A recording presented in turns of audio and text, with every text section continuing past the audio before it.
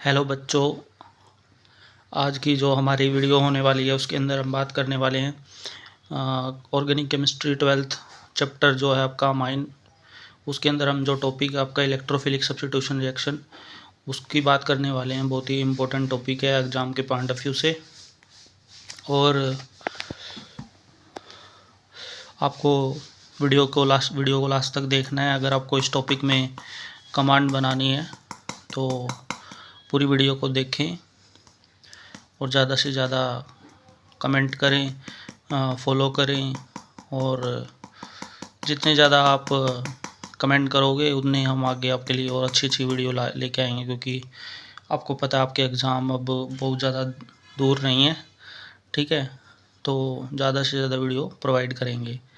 तो ज़्यादा से ज़्यादा फॉलो करें, जो पेज है मेरा उसको भी फॉलो करें और जो मेरा चैनल है उसको भी आप सब्सक्राइब करें। तो चलिए वीडियो को स्टार्ट करते हैं। तो इलेक्ट्रोफिलिक सब्स्टिट्यूशन रिएक्शन क्या होती है? जैसा आप सभी को पता है, जो इलेक्ट्रोफिलिक का मतलब होता है जो इलेक्ट्रो का मतलब होता है जो इलेक्ट्रॉन लवर होता है। ठीक है, और जो इलेक्ट्रो लवर कौन होता है? जो इलेक्ट्रोफाइल होता है। तो इलेक्ट्रोफाइल का सब्स्टिट्यूशन हो जाना। ठीक है, तो बेंजीन के ऊपर तो इनका बहुत ही अच्छी तरीके से सब्स्टिट्यूशन होता है। ठीक है ना। तो एक्चुअली में डेफिनेशंस क्या होगी? एक कोई केमिकल रिएक्शन है जो उस पर कोई इलेक्ट्रोफाइल रिप्लेस हो जाए किसी फंक्शनल ग्रुप के साथ, या तो कोई फंक्शनल ग्रुप से रिप्लेस हो जाए। ठीक है, और मोस्टली आपको पता है बेंजीन पे जो हाइड्रोजन एटम प्रेजेंट होता है वो रिप्लेस होता है किसी भी मॉलिक्यूल के अंदर।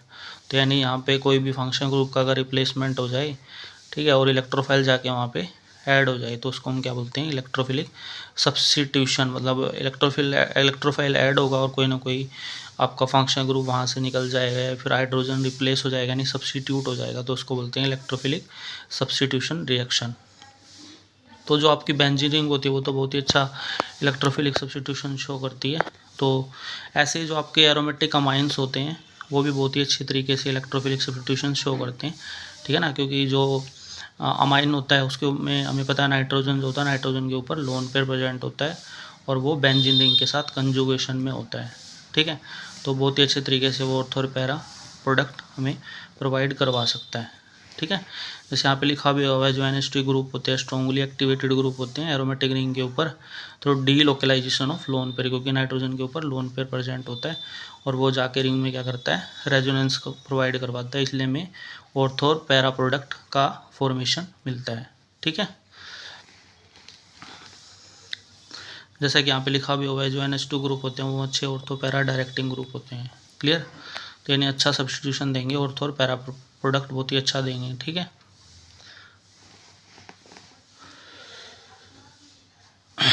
अब देखो, हम कोई भी इलेक्ट्रोफाइल का जब हम अटैक करवाते हैं बेंजीन रिंग के ऊपर, तो देखो वहाँ पे देखो पॉसिबिलिटी क्या होती है। फॉर एग्जांपल अगर हमें ब्रोमिनेशन करवाना है तो सबसे पहले हमें ऑर्थो ब्रोमिनेशन का प्रोडक्ट मिलेगा। तो हमें पता है जैसे आपको ऑर्थो पे ब्रोमीन अगर आपको चाहिए तो हमें पता है जो ये कार्बोकैटायन बना हुआ है एन, यहाँ पे ये नाइट्रोजन के साथ क्या देखो नाइट्रोजन पे लोन पे है, तो ये इसे ईजिली क्या कर देंगे? स्टेबलाइज कर देंगे इस प्लस चार्ज को। तो यानी ये रेजोनेंस से स्टेबलाइज होते हैं। इसकी ये दोनों स्ट्रक्चर दिख रही होगी आपको, तो यानी ये रेजोनेंस से स्टेबलाइज है, ये प्लस चार्ज होता है। ऐसे अगर आपको पैरा प्रोडक्ट की बात करें तो पैरा पे भी क्या है? देखो नाइट्रोजन के ऊपर लोन पेयर है, तो लोन पेयर है तो ये क्या करेगा? हमें अच्छा ऑर्थो और पैरा प्रोडक्ट प्रोवाइड करेगा। ठीक है, क्योंकि ये नाइट्रोजन एनिलीन हमारा क्या होता है? ऑर्थो पैरा डायरेक्टिंग होता है। तो हमें अगर हम ब्रोमिनेशन कराने तो ब्रोमीन जो है जो इलेक्ट्रोफाइल है वो या तो ऑर्थो पोजीशन पे जाके लगेगा या पैरा पोजीशंस पे जाके लगेगा। उसका रीज़न यही है अभी, ये क्या है आपका जो यहाँ पे पॉजिटिव चार्ज होता है वो रेजोनेंस से स्टेबलाइज होता है। ठीक है, इसलिए हमें ऑर्थो पैरा प्रोडक्ट बहुत अच्छे तरीके से मिलता है यहाँ पे। क्लियर? उसके बाद में देखो हमें पता है अभी जो आपका अमाइन होता है वो ऑर्थो पैरा प्रोडक्ट दे रहा है। अगर सपोज करो हमें मोनो सब्स्टिट्यूटेड प्रोडक्ट चाहिए, यानी हमें एक ही या तो ऑर्थो प्रोडक्ट चाहिए या फिर पैरा प्रोडक्ट चाहिए, तो हमें क्या करना चाहिए? तो बेसिकली हम क्या करते हैं यहाँ पे कुछ, अगर हमें मोनो सब्स्टिट्यूटेड प्रोडक्ट चाहिए ना तो हम कोई यहाँ पे क्या कर देंगे? एसिटाइलेशंस वगैरह कर देंगे, यानी जो नाइट्रोजन है उसके लोन पेयर को, जो वो लोन पेयर रिंग में जा रहा है ना, उसको हम क्या कर देंगे? सीज कर देंगे, यानी एक तरह से कोई ऐसा ग्रुप लगा देंगे जिससे क्या होगा, वो नाइट्रोजन वहाँ पे उसके साथ में लोन पेयर पे आ जाएगा। जैसे फॉर एग्जांपल ये जो एसिटाइल ग्रुप होता है C++CH3, ये क्या करता है, ये जो नाइट्रोजन पे लोन पेयर होते हैं ना, इसको रिंग में जाने से रोकता है। यानी यहाँ पे क्या करेगा, ये लोन पेयर होगा, ये इस C कार्बन के साथ में जो डबल बॉन्ड लगा हुआ ना, ये इसके साथ रेजोनेंस कर लेगा, ठीक है, यानी प्रोटीनेटेड कर देंगे इसको। यानी एक तरह से ये क्या करेगा, अब यहाँ से रेजोनेंस में हो जाएगा। क्लियर। तो अब अगर हम कोई मोनो सब्स्टिट्यूटेड प्रोडक्ट चाहिए तो हम इजीली क्या कर सकते हैं, हमें मोनो सब्स्टिट्यूटेड प्रोडक्ट भी मिल सकता है, ठीक है। तो एसिटाइलेशन करा के हमें क्या कर सकते हैं, मोनो सब्स्टिट्यूटेड प्रोडक्ट भी बना सकते हैं। क्लियर।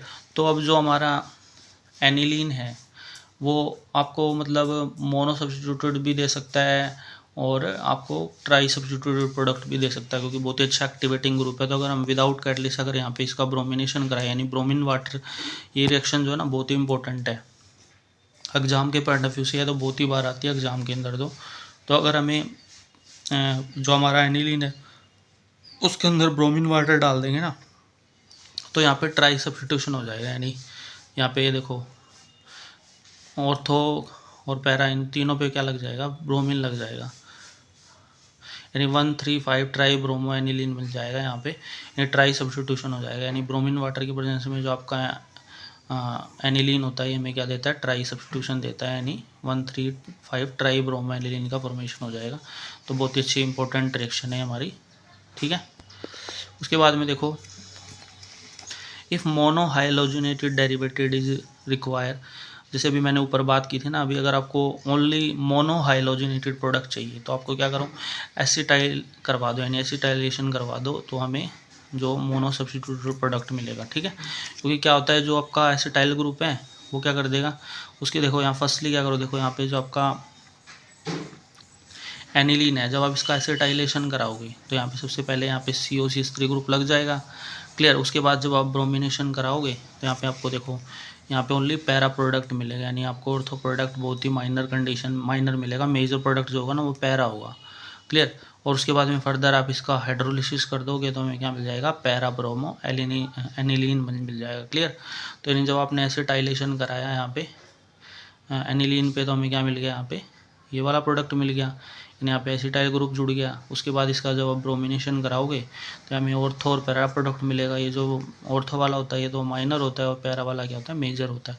उसके बाद जब आप इसका हाइड्रोलिसिस करा दोगे तो देखो हाइड्रोलिसिस के केस में क्या होगा, जो यहाँ पे OH- होगा वो जाके इस एसिटाइल ग्रुप के साथ जुड़ जाएगा और यहाँ पे एसिटिक एसिड बाहर निकल जाएगा, ठीक है। और जो H+ होगा वो NH के साथ जुड़ जाएगा, यहाँ पे एनिलीन बन जाएगा, ठीक है।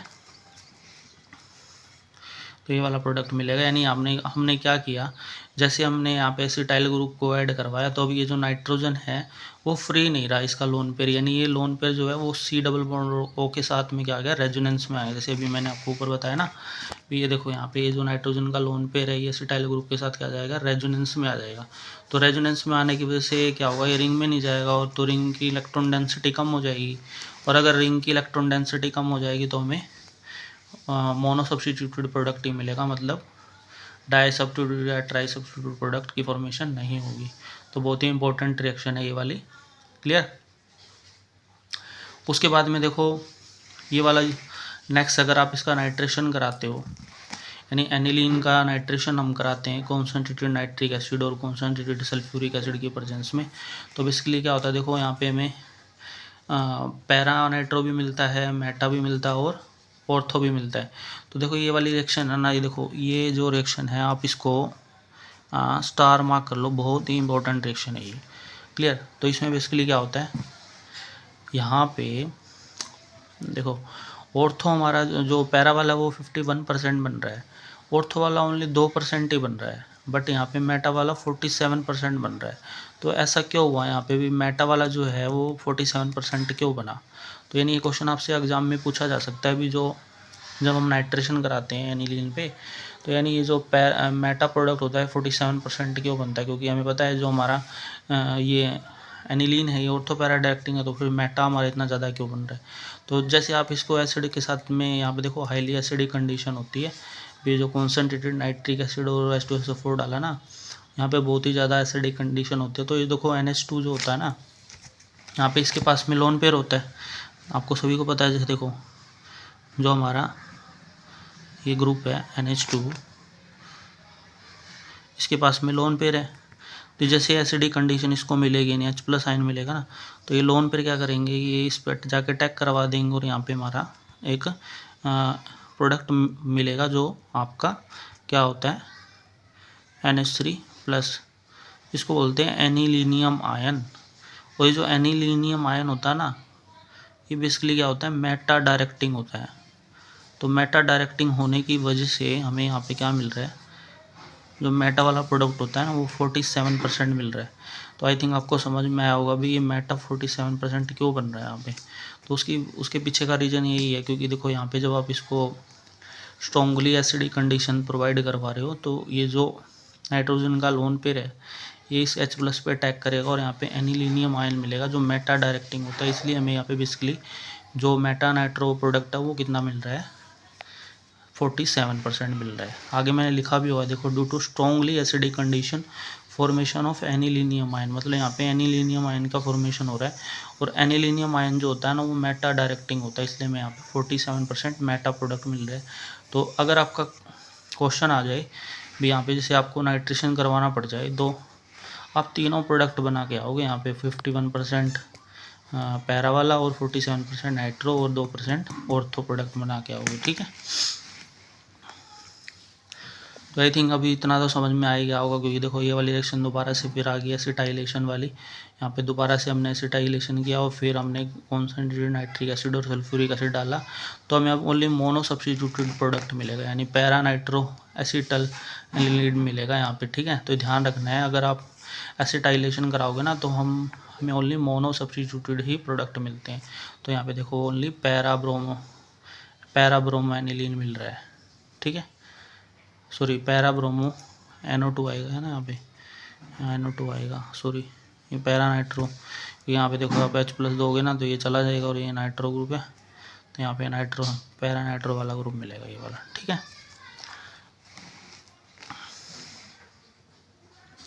तो ये वाली रिएक्शन जो है ना, ये ध्यान रखना अपने NH2 से जब आप इसका एसिटाइलेशन कराओगे ना, ठीक है ना। एसिटाइलेशन तो आपको आई थिंक पता ही होगा, देखो ये भी बता ही देता हूँ मैं आपको। ये जो आपका एनिलीन है,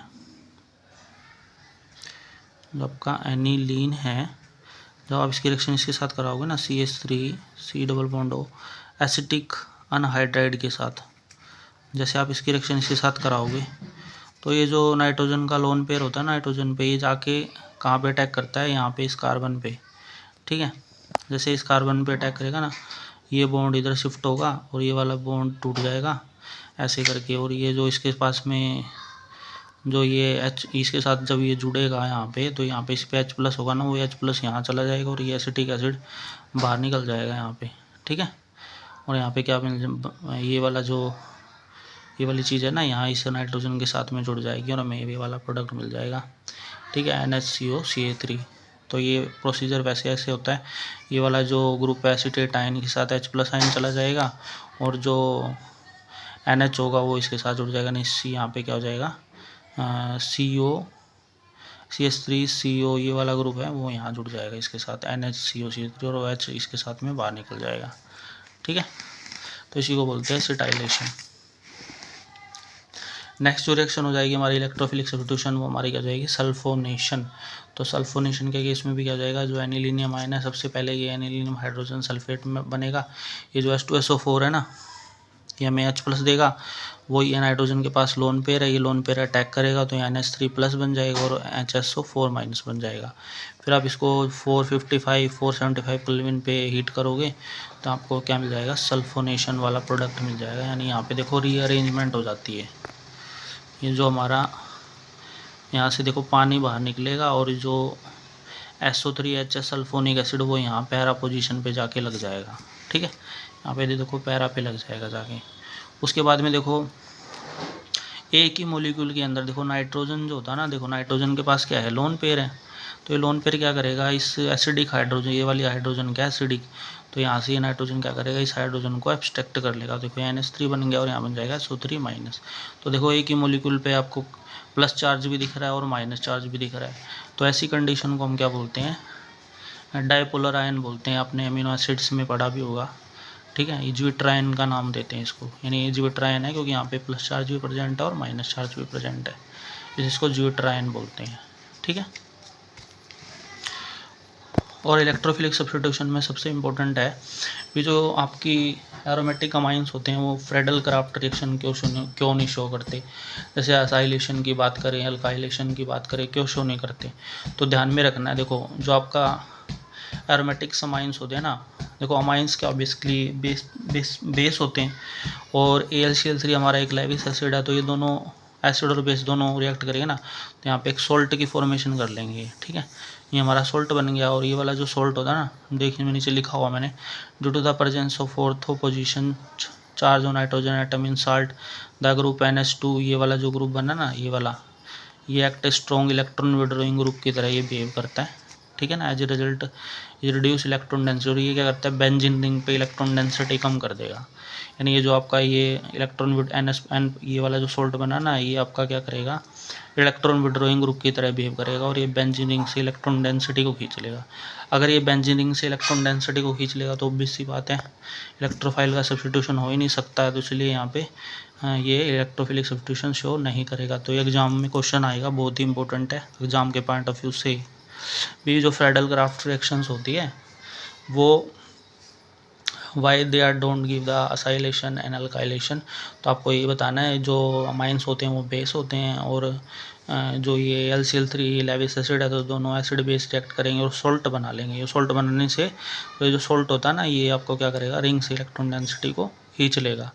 तो अगर रिंग पे इलेक्ट्रॉन डेंसिटी नहीं बचेगी तो फिर इलेक्ट्रोफाइल का सब्स्टिट्यूशन पॉसिबल ही नहीं है। क्लियर। तो as a result as replace electron density in benzene ring and hence aniline does not go undergo Friedel Crafts reaction. तो बहुत इंपॉर्टेंट रिएक्शन है। एक तो ये वाले जो रिएक्शन है बहुत इंपॉर्टेंट है इलेक्ट्रोफिलिक सब्स्टिट्यूशंस की। ठीक है। दूसरी जो रिएक्शन है वो अभी मैंने आपको जस्ट जैसे बताई ना, ये वाली, ये इम्पैक्टेंट है जो मेटा वाला 51% क्यों बना, ये वाली रिएक्शन है बहुत ही इंपॉर्टेंट आपकी। और ये कि आपको ये आना चाहिए भी, ये जैसे एसिटाइलेशन बेसिकली होता कैसे और इसका काम क्या होता है भी। ये मोनो सब्स्टिट्यूट प्रोडक्ट देगा क्योंकि ये रिंग में रेजोनेंस में नाइट्रोजन का लोन पेयर नहीं रहेगा, क्योंकि ये CO के साथ में क्या जाएगा, रेजोनेंस के अंदर आ जाएगा। तो आई होप आपको ये वीडियो पसंद में आई होगी। हमने इलेक्ट्रोफिलिक सब्स्टिट्यूशन पढ़ा अमाइंस का, एरोमेटिक अमाइंस का। तो अगर आपको ये वीडियो पसंद आई हो तो ज़्यादा से ज़्यादा वीडियो को शेयर करें, फॉलो करें, और आने वाली वीडियो के अंदर हम इस चैप्टर की जो भी बाकी बचा हुआ पोर्शंस हैं, अमाइन के जितने भी हमारे टेस्ट हैं, बेसिक करैक्टर ऑफ अमाइन, सारा का सारा हम वीडियो लेके आएंगे। तो ज़्यादा से ज़्यादा वीडियो को शेयर करें। Thank you, have a nice day.